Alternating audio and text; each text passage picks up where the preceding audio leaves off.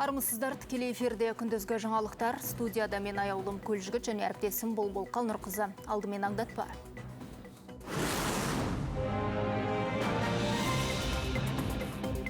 Ақтөбе облысындағы Темір қаласының әкімі өлі табылды. Шенеуніктің қазасына не себеп?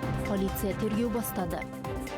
Оқушыларға қатысты заңсыз әрекеттер жоспарлануда. Қарағанды облысында осындай жалған ақпарат таратып, елдің үрейін ұшырғандар іздестіріліп жатыр. Елімізде сиыр етін экспорттауға қойылған шектеулер ұзартылмақ. Жарты жылдық квота ірі қара мал етінің қандай түріне қатысты енгізілмек?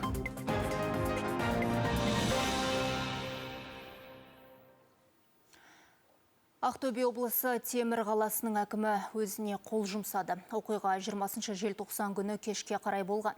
46 жастағы Еркін Далмағанбетовтің денесі сол түні өз үйінің ауласынан табылған. Бұл қазаға қатысты ақпаратты облыстық полиция департаменті растады. Қазір тергеу амалдары жүргізіліп жатыр.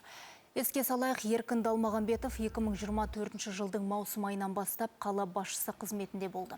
Оған дейін де бірнеше жауапты іс атқарған еді. Қарағанды облысында мектептерде оқушыларға қатысты заңсыз әрекеттер жоспарлануда деп елдің үрейін ұшырғандар іздестіріліп жатыр. Әлеуметтік желіде жалған ақпарат таратқан азаматтар жауапкершілікке тартылады. Дүйім жұртты дүрліктірген дерекке қатысты тәртіп сақшылары тексеріс жүргізді. Нәтижесінде оқушылардың өміріне ешқандай қауіп жоқ екені анықталды. Қазір барлық жалпы білім беру ұйымдары полицейлердің бақылауына алынған. Қоғамдық тәртіп пен қауіпсіздікті қамтамасыз ету үшін жедел шаралар қабылданыпты.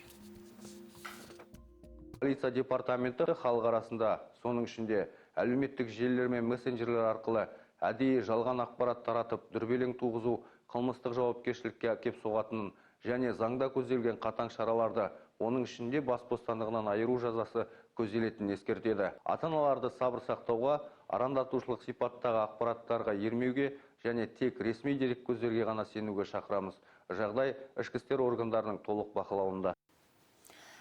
Өнердің шалқар дариясы тартылып, мәдениеттің мызғымас қамалы құлап қалғандай. Бүгін қазақ халқы осындай күй кешіп отыр. Себебі қазақ өнері тағы да қара жамылды.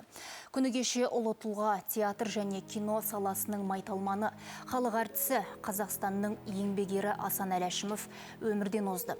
88 жасында дүние салған өнер абызы саналы ғұмырын шығармашылыққа арнап талай рөл сомдап, актерлік мектеп қалыптастырды. Тағдыры жүктеген аманатты абыроймен арқалап өтті. Шеберлігін сахнада көрсетіп, қазақ руханиятына өлшеусіз үлес қосты. Асан Әләшімовтің елге сіңірген еңбегі орасан екенін мемлекет басшысы Қасым-Жомарт Тоқаевта көңіл айту жедел хатында атап өткен еді.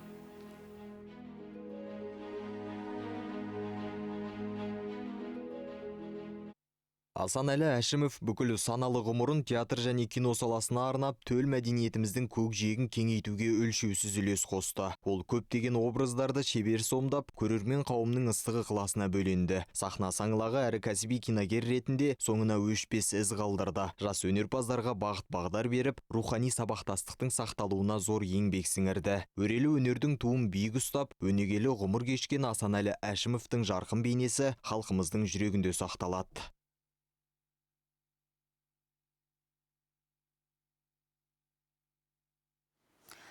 Өзге ақпарат.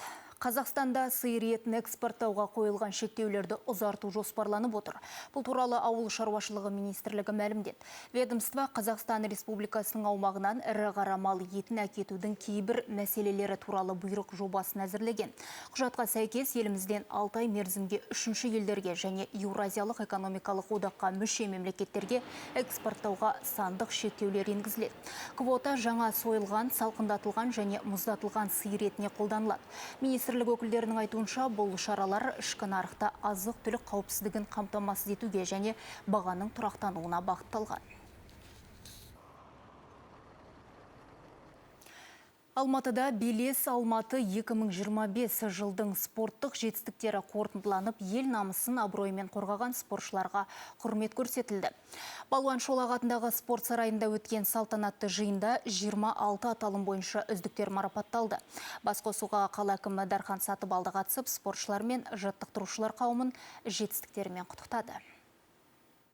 Кеште қала басшысы Алматының сала дамуына қосқан өлшеусіз үлесіне тоқталып, мегаполистің бұқаралық және кәсіби спорттық жетістіктерін атап өтті. Дархан Сатыбалды биылғы жетістіктері тілге тиек етіп, келер жылы жүзеге асатын жаңалықтарын бөлісті.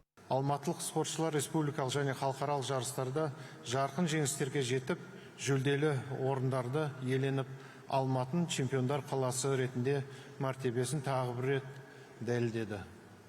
Қазіргі таңда қаламызда спортты ұзақ мерзімді дамытуға арналған ауқымды жобалар жүзеге асуда. Келешекте Алматы арена, Халық арена, Балуан Шолақ атындағы спорт сарайы, орталық стадион және Сұңқар халықаралық трамплиндер кешені толықтай жаңғыртудан өтетін болады. Биыл Алматы спортшылары халықаралық аренада ел абыройын асқақтатып, республикалық жарыстарда үздіктер қатарынан көрінді. Спорт инфрақұрылымдарда жылдан жылға жаңарып, жаңа нысандар салынып жатыр. Второй раз подтвердили чемпионство. Бұл жыл біз үшін өте табысты болды. Өздеріңіз білетіндей, Қайрат командасы Қазақстанның 2 дүркін чемпионы атанды. Бұл бұрын соңды болмаған тарихи оқиға. Команда үнемі дайындық үстінде. Сондай-ақ Чемпиондар лигасының топтық кезеңіне өтуіміз де ел үшін тағы бір маңызды жеңіс деп айтсақ болады. Еуропаның үздік 36 командасының қатарында өнер көрсету бұйырғанына қуаныштымыз. Салтанатты шара барысында үздік спортшылар мен жаттықтырушылар түрлі аталымдар бойынша марапатталды. Құрмет грамоталар мен сыйлықтарды Алматы әкімі, қалалық мәслихат төрағасы мен спорт басқармасының басшысы табыстады. Ең белсенді тұрғын аталым бойынша медеудегі денсаулық баспалдақтарын 3 жылдан бері бағындырып жүрген 75 жастағы ақжаулықты әже Фарида Байболова үздік атанды. Осыны ұйымдастырып жүрген балаларға мыңда бір рахмет. Мен осындай жерде келіп, осындай жерде тұрам деп еш уақытта ойлағаным жоқ. Менің ана Салтанат қызым медеуге көтеріліп бара жатқан кезде сөйерде мені тартып, мен ойламаппын да. Тиктокқа түсіріп, бір күнде мені бүткіл адамдарға жер жүзіне жарқыратып жіберді. Бүгінде Алматыда 6 дене шынықтыру сауықтыру кешенінің құрылысы жүріп жатыр. Медеу биік таулы спорт кешені жаңарып, қалада 45 мың орындық жаңа стадион бой көтермек. Бұл нысандар болашақ чемпиондардың қалыптасып, ел абыройын асқақтататын спортшыларды қолдауға бағытталмақ. Әйкерім Пернебек, Думан Дәулетбағұл, Хангелді Ахметхан, Алматы телеарнасы. Сарбаздар бұдан бұлай тек сапта тұрып емес, цифрлық кеңістікте де ел қауіпсіздігін қорғай алады. Бұл міндетті жүзеге асыру үшін еліміздің қарулы күштерінде мерзімді әскери қызметтің жаңа форматы Сарбаз плюс жобасы енгізілді.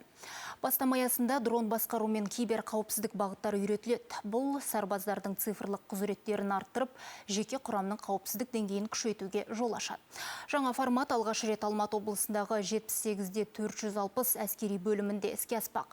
Тақырыпты әріптесім Мәди Мәлік жалғастырады.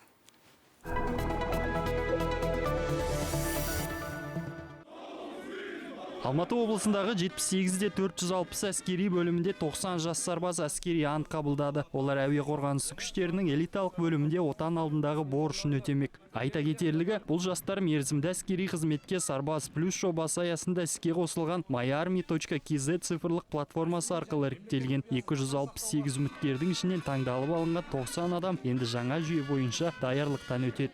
Бүгін мен үшін ең маңызды күндердің бірі, себебі әр еркек азаматтың басынан бір-ақ рет келіп, әскери ант қабылдау деген. Өте қуаныштымын. Және де жақындарымды, бауырларымды осылай қарулы күштер қатарына кіріп, қару ұстауды ұсынамын. Сарбаз плюс жобасы біздің мерзімді әскери қызметтегі сарбаздарды жаңдандыру жобасы.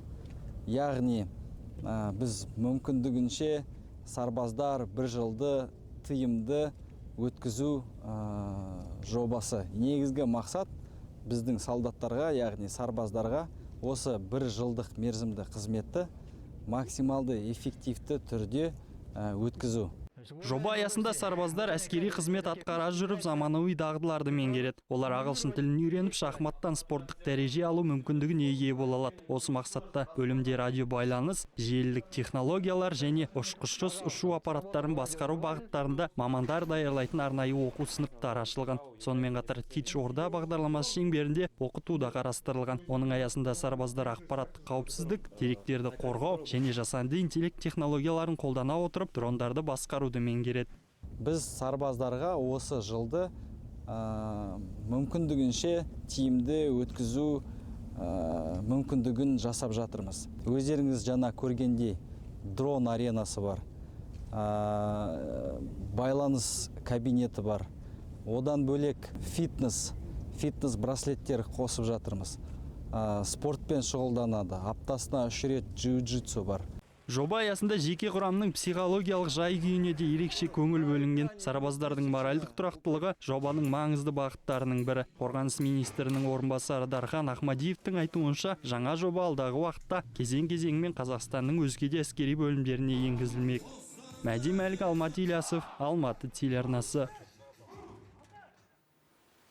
Әзірге айтарымыз осы, сағат 19:00-де қорытынды жаңалықтарда жүздескенше.